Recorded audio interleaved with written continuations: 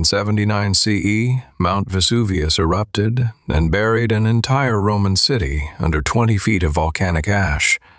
For nearly 2,000 years, Pompeii lay frozen in time. Archaeologists uncovered homes still set for dinner, bread still in the ovens, bodies still reaching for doorways they would never pass through. The bodies preserved in ash became the most famous victims in archaeological history. For centuries, scholars assumed they knew who these people were: Romans, Italians, locals. But when scientists finally extracted DNA from the bones inside those casts, the results shattered the assumption entirely. Most of the Pompeii victims tested weren't genetically Italian at all. Their DNA pointed to the Eastern Mediterranean, North Africa, and the Near East. The city that became a symbol of Roman Italy was populated by people from across the ancient world, and their DNA proves it. In 2022, a team led by Alyssa Mitnick and Gillian Scarano published a landmark study analyzing ancient DNA from the skeletal remains of Pompeii's victims. They extracted and sequenced DNA from individuals who died in the eruption, people whose exact moment of death is known to the hour.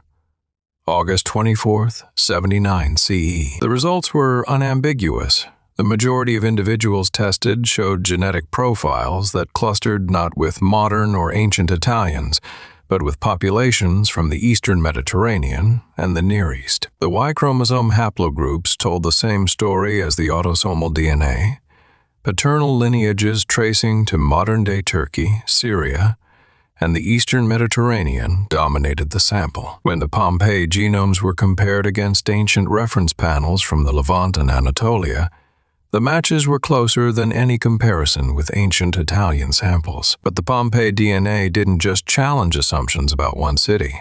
It opened a window into the genetic reality of the entire Roman Empire. Individual after individual, the ancestry charts told the same story. People whose bones had lain beneath Vesuvius for 2 millennia carried genetic signatures from Turkey, Syria, Lebanon, and Egypt. Pompeii wasn't a sleepy provincial town. It was a port city on the Bay of Naples, connected by sea routes to every major trading hub in the Mediterranean. Grain ships from Alexandria, wine trade from Greece, slave markets fed by conquest across 3 continents.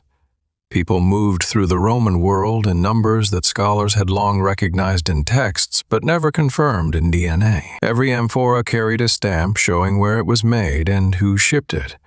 Greek names, Syrian names, Egyptian names. The commerce was Mediterranean, and so were the people running it. Until now, the Pompeii genomes provided the first large-scale genetic snapshot of a Roman population, frozen at a specific moment in time. No other ancient population was killed and preserved simultaneously. Every other ancient DNA study works with bodies buried deliberately over centuries. Pompeii captured everyone at once, rich and poor, slave and free, native and immigrant. 2,300 bodies have been recovered from Pompeii. Each one is a potential genome. Each genome is a data point that history books never anticipated. The art on Pompeii's walls had always hinted at diversity. Frescoes show people with a range of skin tones, hair textures, and facial features. But art is interpretation. DNA is measurement. The genetic data confirmed what the art suggested. Pompeii's population was drawn from across the entire Roman world. The diversity wasn't decorative. It was demographic. Mosaics in Pompeii's wealthiest homes depict musicians, servants, and guests with clearly varied physical appearances. These weren't artistic conventions. They were portraits of real households. The public baths of Pompeii served everyone, citizen and freedman, native Italian and Eastern immigrant. The bathhouse was the great equalizer, and the DNA confirms they all shared the same city. On a principal component analysis plot, the Pompeii individuals didn't form a tight cluster. They scattered across the entire Eastern Mediterranean, from Anatolia to the Levant to North Africa. One individual from the House of the Craftsman carried 62% Eastern Mediterranean ancestry. Another showed nearly a quarter North African contribution. These weren't trace signals. They were majority ancestries. Each skeleton told a different origin story. A man from the eastern Mediterranean found beside a woman with North African ancestry. A child with Italian genetic markers next to an adult whose lineage traced to Anatolia. People from 3 different genetic backgrounds died together in the same room. Not a Roman household of one ethnicity. A household that reflected the empire itself. One pair found embracing in the ash had been called the Two Maidens for decades. DNA revealed they were both male, and from different parts of the Mediterranean. The story people told about these bodies for over a century was wrong on every level. Wrong sex, wrong relationship, wrong assumption about who lived in Pompeii. For 150 years, these plaster casts were displayed as young women comforting each other. DNA took one sample from each and dismantled the entire narrative. The updated museum placard now reflects the DNA evidence. 2 males, different origins. The embrace that survived 19 centuries told a human story, just not the one anyone assumed. The forum at the center of Pompeii served as marketplace, courthouse, and gathering place. The people who filled it on any given day came from every corner of a vast empire. A senator from an old Latin family, a freedman from Syria running a bakery, a Greek physician, an Egyptian grain trader, all sharing the same forum, the same water supply, the same fate when the mountain erupted. But here is what makes the Pompeii data extraordinary. It fits into a much larger genetic transformation that swept the entire Italian peninsula during the Roman period. A 2019 study of ancient Rome itself showed the same pattern. During the imperial period, the genetic profile of the city shifted dramatically toward the eastern Mediterranean. Rome went from a genetically Western European city in its early centuries to a genetically Eastern Mediterranean city at the height of empire. The Pompeii data confirms this wasn't unique to the capital. It was empire-wide. 3 separate Italian sites, 3 separate studies. The same genetic pattern. The Eastern Mediterranean signal wasn't a Pompeii anomaly. It was the Roman standard. The Roman Empire moved people on a scale the ancient world had never seen. Soldiers posted to distant provinces. Slaves transported across seas. Merchants following trade routes. Freedmen settling in new cities. Historical texts describe this movement in abstract terms: population transfers, colonial settlements, slave imports. But DNA turns those abstractions into specific humans with traceable ancestry. Funerary inscriptions from Pompeii record names from Greek, Syrian, Egyptian, and Jewish origins. The epigraphy always suggested diversity. The DNA now quantifies it. But here's the twist. The DNA tells us where these people came from genetically. It doesn't tell us how they got there. Were these people slaves transported against their will? Free immigrants seeking opportunity in a thriving port city? Veterans settled after military service in the East? The manumission records from Pompeii show dozens of freed slaves with Eastern names. Freedom didn't erase their genetic ancestry. It added their DNA to the permanent population. Pompeii's fast food shops were run by freedmen and their families. Many carried names from the Eastern Mediterranean. Their businesses thrived for generations in a city that welcomed their labor and their cuisine. Isotope analysis provides a partial answer. Strontium ratios in tooth enamel reveal where a person spent their childhood. Several Pompeii victims show isotope signatures inconsistent with the Bay of Naples region, confirming they grew up elsewhere. But others with Eastern Mediterranean DNA show local isotope signatures. They were born in Italy. Their parents or grandparents were the migrants. The genetic signature outlasted the journey by generations. 3 generations. The first crossed the sea. The second was born on Italian soil. The third knew no other home, but the DNA still carried the signature of a journey their grandmother made. A haplogroup doesn't record whether you entered Pompeii as a senator or a slave. A chromosome tract doesn't carry your legal status. DNA records biology, not biography. The slave population of the Roman Empire was vast. At the height of imperial power, slaves may have constituted 20 to 30% of Italy's population. Most came from the eastern Mediterranean through conquest and trade. The slave trade was the largest forced migration system in the ancient world.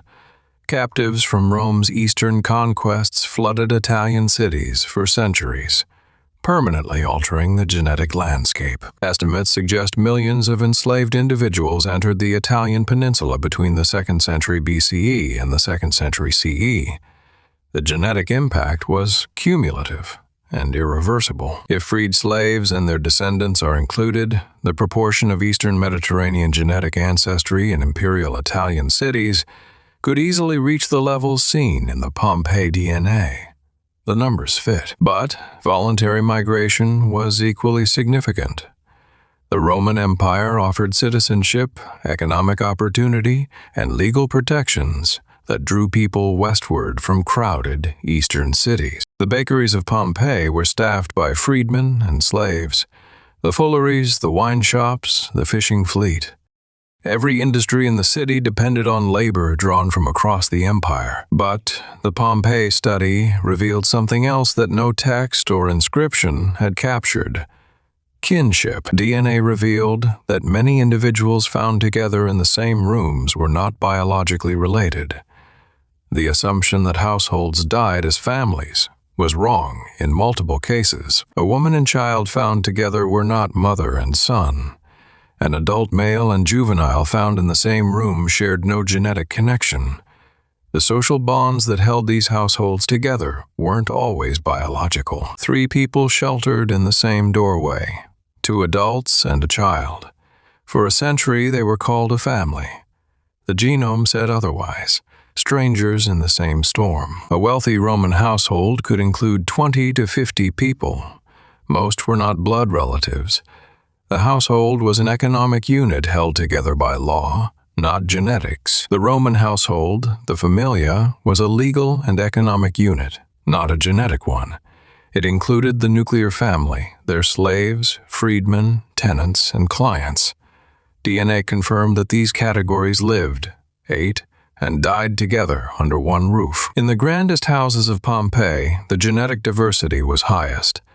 Wealthy households maintained the largest enslaved workforces and attracted the most diverse networks of dependents. The floor plan of a single house became a genetic map of the empire. Every room told a different origin story. In this courtyard, people from 3 continents shared meals, conducted business, and raised children who carried the genetic legacy of an empire that moved people like no civilization before it. The household shrine honored Roman gods, but the people praying before it carried DNA from lands where different gods were worshipped. Roman identity was cultural, not genetic. The DNA proves it. Jewelry, coins, and personal effects found with the bodies give no indication of origin. A gold ring doesn't carry a passport. Only the bones themselves and the DNA inside them reveal the truth. New excavations in Pompeii's Reggio V neighborhood have uncovered additional victims in contexts that allow for combined DNA, isotope, and archaeological analysis. Each new skeleton is a potential genome. Each genome is a data point that either confirms or challenges what the earlier study found. So far, every new result has reinforced the pattern. The sample size remains small. Fewer than 20 individuals have been fully sequenced from Pompeii so far.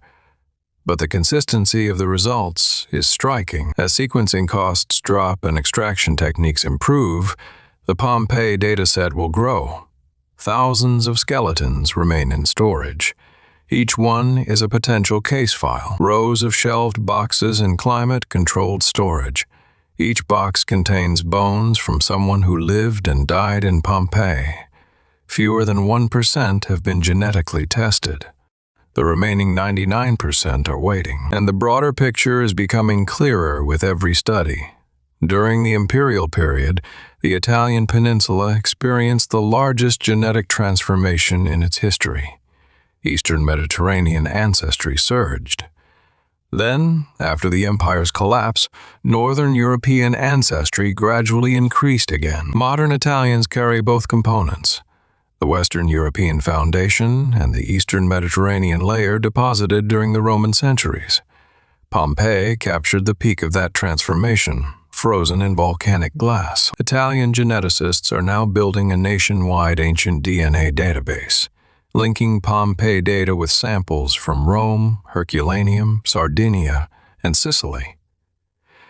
The goal is a genetic map of the entire peninsula across 3,000 years. The Eastern Mediterranean ancestry deposited during the Roman centuries still accounts for a significant proportion of modern southern Italian DNA. The empire didn't just change Italy's culture, it changed Italy's chromosomes. Every plaster cast in Pompeii represents a person with a genome that carries the story of where their family came from, where they traveled, and who they lived beside. So, what does this change about the story we tell about Roman civilization? For centuries, the story of Pompeii was told as an Italian tragedy. Italian people in an Italian city destroyed by an Italian volcano. DNA proves it was a Mediterranean tragedy, an imperial tragedy, a human tragedy that transcended any single ethnic category. The Roman Empire didn't just conquer territory, it moved people. It mixed genomes on a continental scale, and the DNA of Pompeii's dead is the most vivid proof. The textbook version was a story about Italians. The DNA version is a story about an empire, one volcanic eruption, one city, and every Mediterranean coast represented in the bones. At its peak, the Roman Empire connected 50 million people across 3 continents under a single legal and economic system. No empire before it, and few after, moved populations on this scale. Proportionally, Roman Italy received more genetic input from foreign populations than most modern European countries do today. The empire was a migration machine, and Pompeii was its snapshot. Modern southern Italians still carry the genetic signature of Rome's Eastern Mediterranean influx. The people who died in Pompeii left descendants. Their DNA lives on in the villages and cities of Campania. The people of modern Naples carry a genetic record of Rome's imperial experiment, a 2,000-year-old signature from the Eastern Mediterranean embedded in their chromosomes. Expansion studies are already underway. Dozens more Pompeii skeletons are in the sequencing pipeline. Each one will add resolution to the picture of who actually lived and died in Rome's most famous city. Other Roman sites across Italy, Britain, Egypt, and the Balkans are producing their own ancient DNA datasets. When combined with the Pompeii data, they'll map the genetic architecture of an entire empire. The picture emerging from all these studies is consistent. The Roman Empire was the most genetically mobile society in the ancient world. People moved at scales not seen again in Europe until the modern era. If you've followed the evidence this far, consider subscribing. Every video in this series follows DNA into the places textbooks never go. The sources for every claim in this video are linked in the description below. Check them. The next case is already open. Vesuvius killed everyone equally. It didn't ask where they came from, but their bones remembered.